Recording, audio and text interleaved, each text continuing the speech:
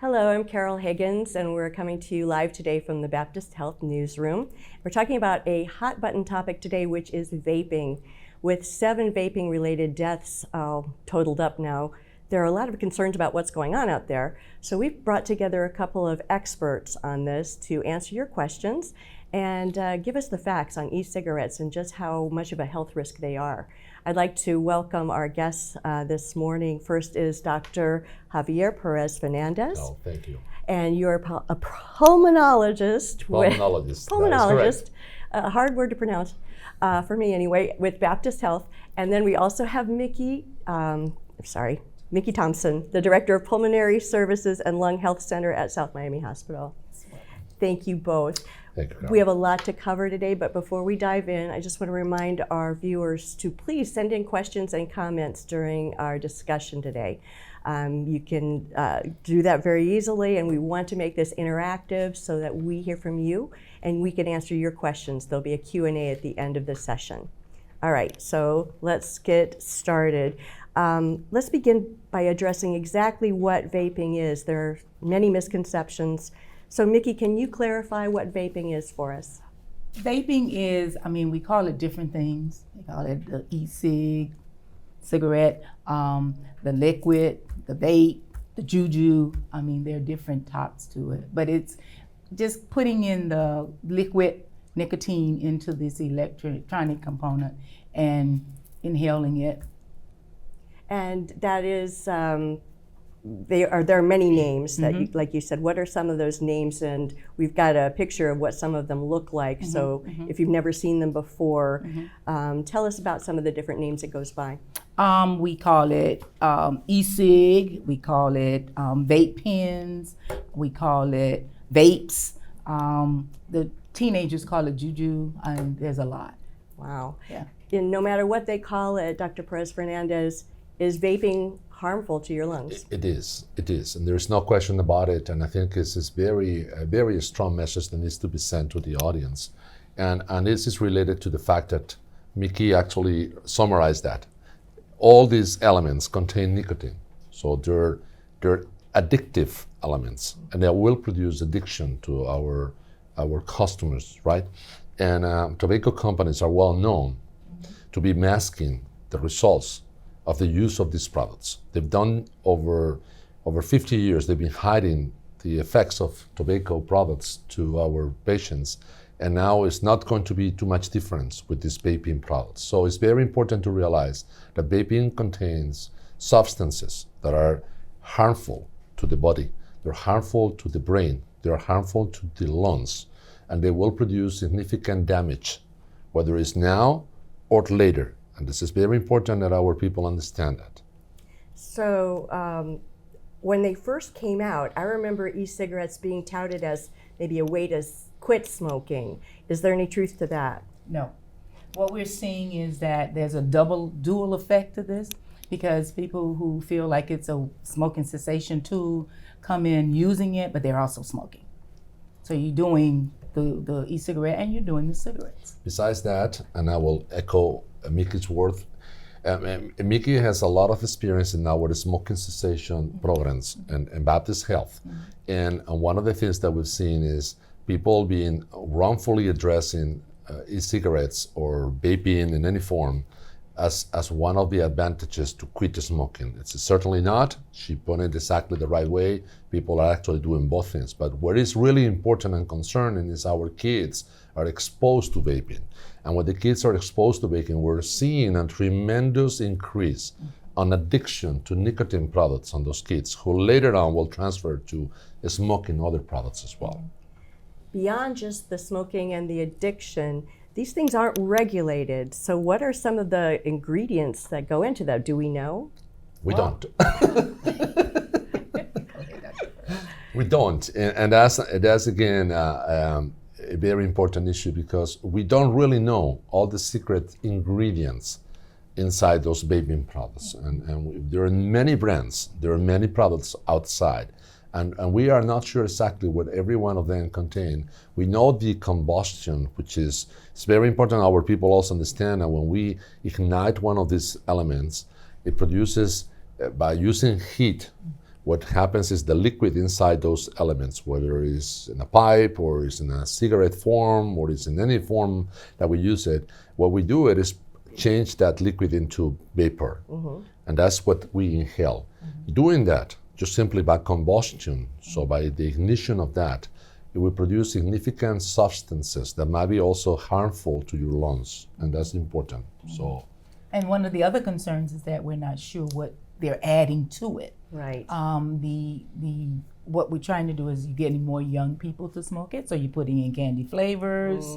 Okay, you're putting in other different types of components from the marijuana into it and burning it, and that's one of the concerns. That is a big concern. Now, a colleague of mine yesterday was saying she walked down the street and walked through a big cloud of vape from somebody else's apparatus. What about secondhand smoke or secondhand fumes from vaping? It's probably what we will be seeing as we saw with cigarette smoking. Because we don't have a lot of scientific proof right now, what you're putting in it and you blowing it out. If I'm walking along, I'm sitting next to you, I'm inhaling it too, which is a concern. Yeah, I would say so. We have an image that we're going to take a look at in a moment of an unhealthy lung versus a healthy lung. And Dr. Javier Perez-Fernandez, can you tell us what we're going to be looking at here in just a moment?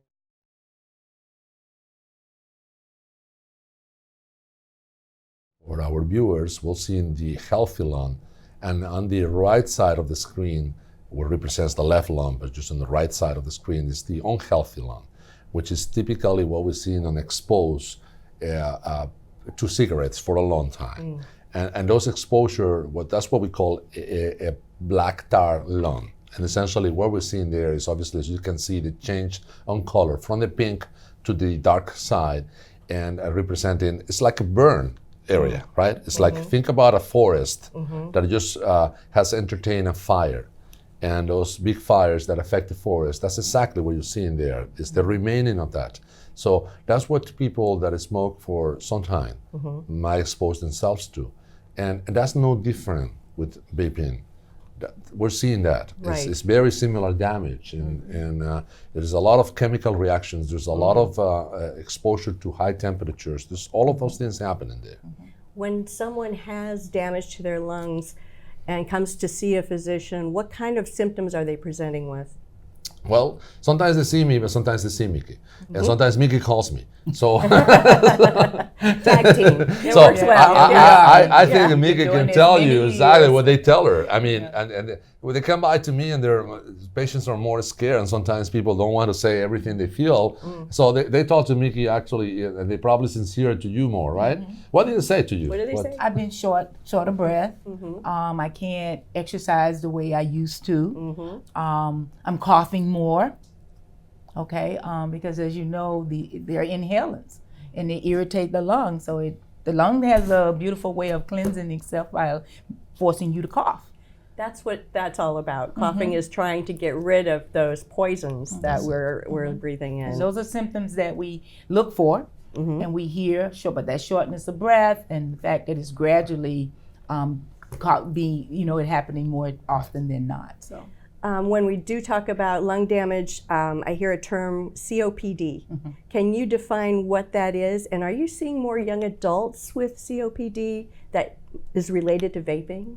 I think because we're so early in the game with it, and the concern is that they are having the COPD type of symptoms. And what does that stand for, COPD? Chronic obstructive pulmonary disease. Okay, so it's a disease.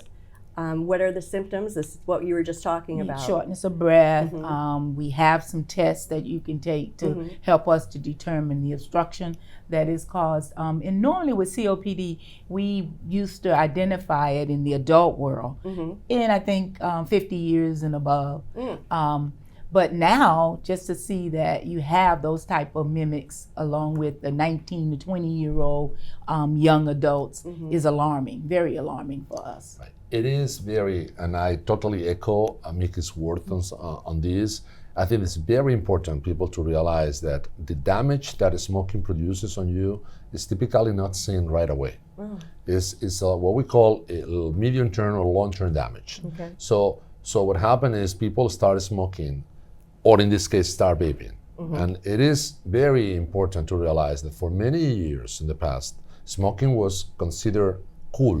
Yes. Now, it's the same way that vaping is now considered cool. So we used to see actors and actresses on the movies portraying the smoking as one of the nice options, right? Right. And I think now is what we're seeing the same thing with vaping, and they're making us appear that vaping is so cool and it gives you different flavors, but the damage is not going to happen to those kids and those teenagers as of now. It's going to happen in 15, 20 years, and then it's late to make changes. Now, I also have to make a voice here to remind people that although the damage on the lungs might not be totally reversed, once you quit smoking or you quit vaping in this case, there's significant help and there's significant improvement on your function. So we got to stay away from saying, well, the damage is done. Okay. It doesn't really matter for me to quit now. Absolutely not. There's always advantage. And we see that every day. Right. Okay.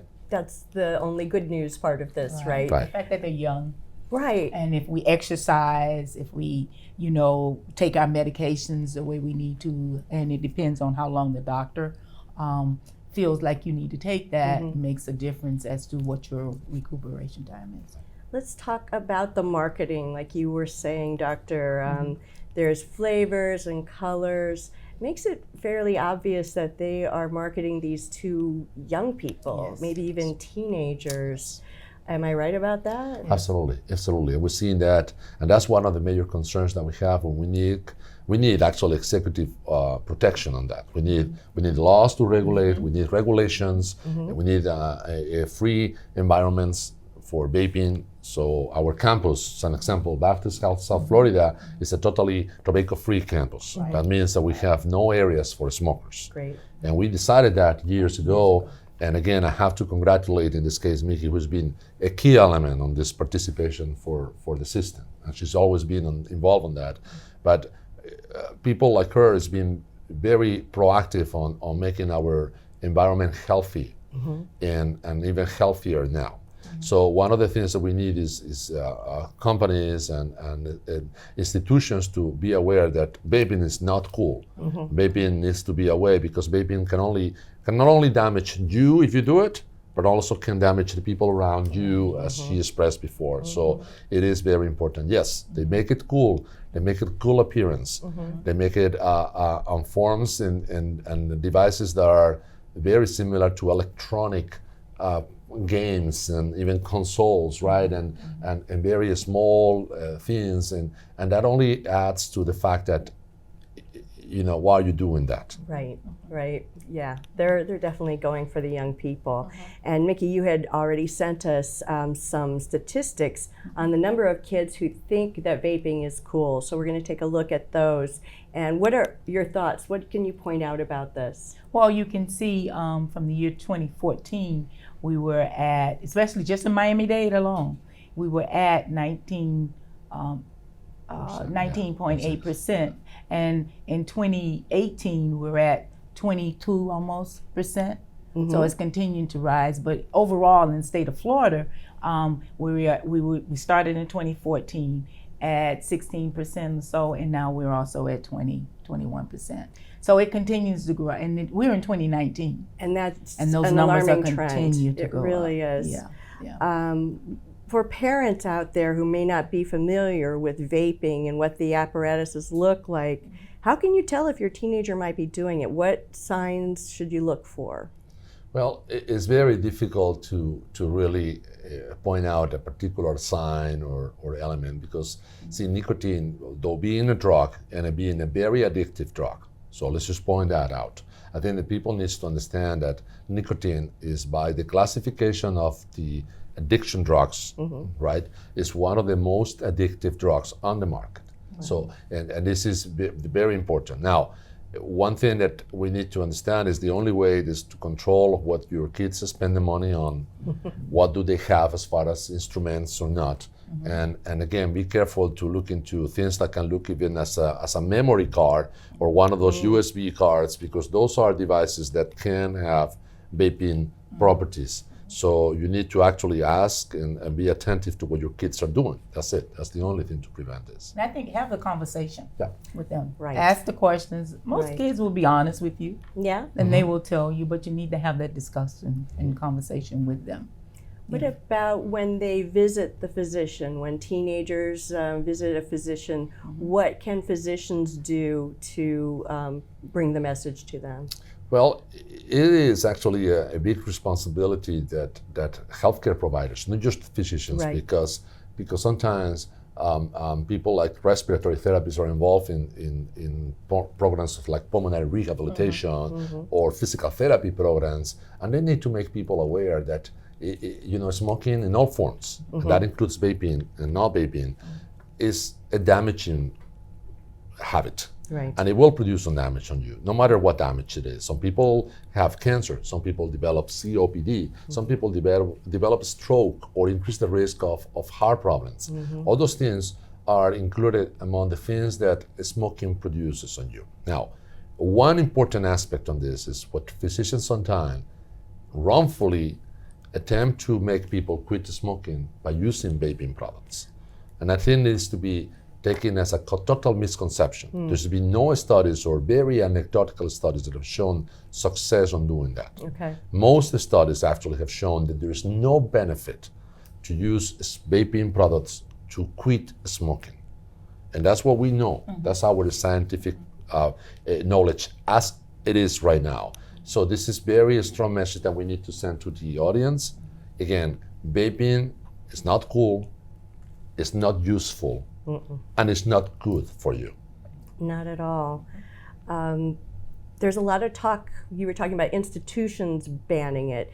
There are some government agencies that are talking about banning it. In fact, New York already has, and California is working on it.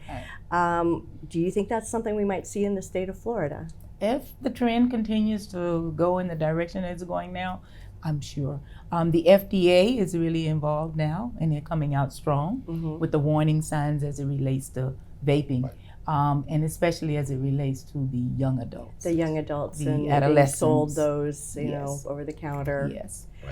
You had mentioned, you know, beyond the dangers of the poison that's in the material, the dangers of exploding devices in people's mouth. The heating element. The heating element. That's in there. Have you seen anything like that? Yes, we have. Really? We've seen where it explodes in the mouth and these patients burn.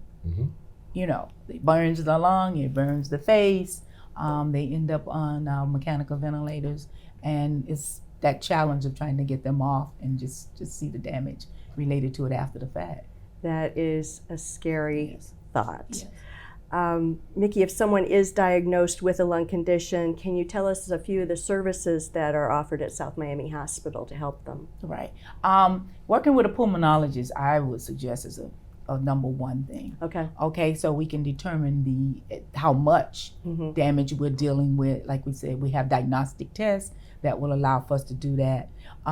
We have smoking cessation programs. One of the things that we have done at Baptist Health is through the respiratory therapy and nursing departments, we ask the question of patients that have said that they are smokers, whether it be e-cigarettes or regular cigarettes, and messages come to us, and we go out and we educate the patient. We also provide a service for smoking cessation, and we provide it in English and also in Spanish. Great. And it's at just about all of the Baptist Health facilities. Terrific. We work with it, and we also offer the nicotine replacement therapy that is approved through the FDA.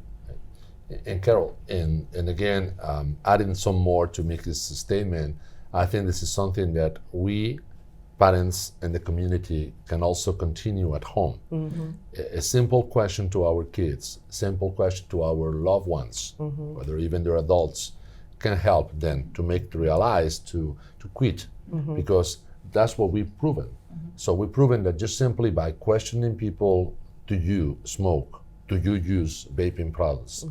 Just by that, we actually interfere on the progression of the usage of those products. So as simple as it is and as simple as it looks like it is, I think it's very important for you to engage into this conversation with your kids, and Mikki mentioned that before. And I think that's a very important message as well. For sure. I think one of the things is, especially with kids, it's like, well, prove it. You know, what evidence do you have against it? And that's tough for this, isn't it? Because it hasn't been around hundreds of years like tobacco. Right. I think it helps a lot to mention what products come out from the vaping itself. So when you think about the number of chemical substances that's contained on a vaping product, it's an amazing amount of venoms. And I think it helps when you go to websites like Florida Tobacco Free, so tobaccoflorida.com, you can find different elements and tools that help you to demonstrate to your loved ones, to your friends, to your kids, that what things are contained on that vaping. Right. We're looking at chemical substances that are also contained as rodent venoms, as toxins to kill bugs, and things that you don't even want it to touch close to you, right? And you're looking at that. Another important message to them is that because there's two things that, and I think this is a right moment to maybe discuss this, is the fact that sometimes some of these products come in with this label of low nicotine or free of nicotine. Are they harmful? And oh, well, there's no nicotine in this. It should not be a problem for me to use it. And it's on the contrary. Right. Low nicotine products are well known to induce two things. Induce an increase in the amount of products that you use during the daytime, because you still need the same amount of nicotine. So because they are low nicotine, what you do is you're inhaling more and more and more. Or you even buy more and you do it more times. And that's well proven. And second, tricky. even if they're nicotine free, just simply vaping it. Just think about yourself getting close to the exhaust of a car. You're getting close to it and you're spending the entire afternoon while the car is there 2 meters away from you with your exhaust just inhaling everything that's coming from there. It wouldn't be healthy, right? It can't be healthy. No. Yeah. No. So, and I think the analogy for us to understand this, and again, I don't want to take too much time on saying this, but this is again a very strong message is, is vaping them better than smoking? Because I think that's You hear a people lot of say our, that. exactly. You do. So, well, at least I don't smoke, I'm vaping. I say, well, okay, is it better for you to jump out of a 60th floor or a 48th floor? Good analogy. I'm not sure exactly there is a right answer to that, right? Okay, so I think that's why we stand here. Yeah, it's bad no matter how you do it. And a lot of times what we found with children, with the teenagers, is that they start vaping, but it's just leading into cigarettes. So it's not the opposite way. People were saying that, oh, hey, the maybe they opposite. won't smoke, they'll vape. That is crazy. Yeah. What other things should people be aware of in relation to vaping? What hot button topics? Well, I think again, just so much reiterating the same factors that we discussed here today. Again, how bad these products are, and how really are not helpful to any one of those misconceptions that we're saying. Oh, they're going to help me to quit? Absolutely not. They are less harmful than cigarettes? Absolutely not. Or at least nothing appreciable that you can discuss, and be careful with also monetary issues. We're looking at financial issues, and those products can be expensive. And again, one of the ways to control is how your kids spend their money. What are your kids doing with their money? And so that way you can also look into, are they buying a product? Right. Engage the discussion with them. Don't make this something that they need to hide, but at the same time make them aware of the importance to be transparent on this, and also how bad this could be for them in the future. What about you, Mikki? Do you have any last thoughts on the subject? We're coming to the end of our time today. Right. I think when I looked at the statistics related from the Poison Control Center, where we had people calling in and they had like 1 per month, it's up to almost 300 a month now. That is crazy. That's Yes. the Poison Control Center getting And is that from the liquids that form, or just Just anything? because they're concerned. The answers are not out there. Yeah. They're not sure. I'm Right. doing it, but do I really have the facts? And that is the key here. I don't think people have the facts, but That's it. hopefully this session has helped with two experts who know the facts answering our questions. I'd like to thank you both very much for Thank you. being here. We did a lot of great information, and thanks very much. So for our viewers, I want to encourage you to follow us on our social media channels. You can see them on the screen there. Get our handles for Facebook, Instagram, Twitter, and LinkedIn. Through all those sources, you can find good health information and also find out about Baptist health events that are coming up. Thanks for tuning in today. Until next time, all of us at Baptist Health South Florida wish you a very wonderful day. Goodbye. Bye.